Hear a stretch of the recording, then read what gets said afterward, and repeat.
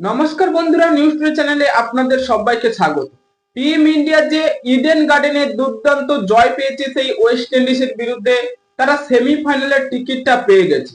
কিন্তু সেমিফাইনালে যে ইংল্যান্ডের বিরুদ্ধে সেই পারফরমেন্সটা টিম ইন্ডিয়াকে ধরে রাখতে হবে, কারণ ওয়াংখেড়ে স্টেডিয়ামে আমরা টিম ইন্ডিয়ার সেই ওপেনারে অভিষেক শর্মাকে আর দেখতে চাইছি না। কারণ অভিষেক শর্মা 3টি টি-20 ম্যাচে খেলেছেন, সেখানে 0 রান, এবং জিম্বাবুয়ের বিরুদ্ধে তিনি একটি 55 রানের পারি খেলেছিলেন। সেটা দেখে টিম ম্যানেজমেন্ট যেভাবে আশা করছিল বা দর্শকরা যে আশা করছিল, হয়তো ওয়েস্ট ইন্ডিজের বিরুদ্ধে কিছু একটা করবে অভিষেক শর্মা, তার সেই ঝোড়ো ইনিংস আর দেখতে পেলাম না। যদি না সেই সঞ্জু স্যামসনের 97 রানের পারিটা আসতো, তাহলে টিম ইন্ডিয়া সেমিফাইনালের টিকিটটাও পেত না। তাই সঞ্জু স্যামসনকে দাদ দিতে হয় তার পারি কি। তিনি বুঝিয়ে দিলেন যে বড় ম্যাচের প্লেয়ার। টিম ম্যানেজমেন্টকে বুঝিয়ে দিলেন এতদিন কেন বসিয়ে রাখা হয়েছিল সেই সঞ্জু স্যামসনকে।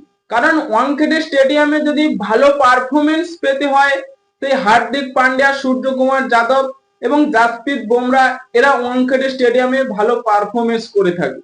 এবং ইংল্যান্ডের সেই হ্যারি ব্রুক এবং জস বাটলারকে বেঁধে রাখতে হবে আমাদের স্পিন অ্যাটাকের সামনে।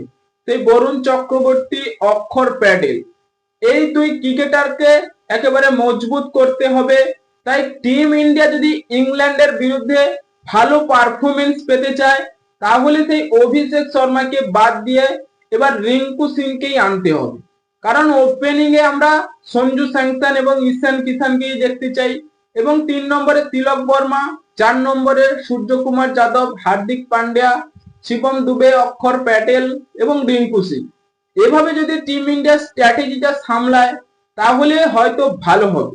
কারণ অভিষেক শর্মার ফর্ম কতদিন এভাবে চলবে।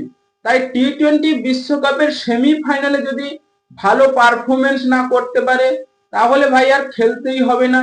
কারণ শুধু ঘরোয়া ক্রিকেটে, যেসব ডোমেস্টিক ক্রিকেট গুলোতে 50-100 এভাবে করলে তো হবে না। তাই বড় মঞ্চে এসে বড় প্লেয়ারের মতো খেলতে হবে, ভালো পারফরমেন্স দিতে হবে।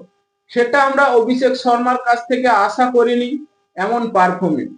হ্যাঁ বন্ধুরা, আপনাদের কি মনে হয় ওয়াংখেড়ে স্টেডিয়ামে কি সেই ইডেনের মতো টিম ইন্ডিয়া জয় পাবে, বা সেই ইংল্যান্ডের কাছে অভিষেক শর্মাকে বাদ দিয়ে কি রিঙ্কু সিংকেই আনা হবে? তাই আপনাদের মতামত কমেন্ট বক্সে লিখে জানিয়ে দিন, এবং চ্যানেলটি সাবস্ক্রাইব করে আমাদের পাশে থাকুন। ভিডিওটি শেষ পর্যন্ত দেখার জন্য আপনাকে অসংখ্য ধন্যবাদ।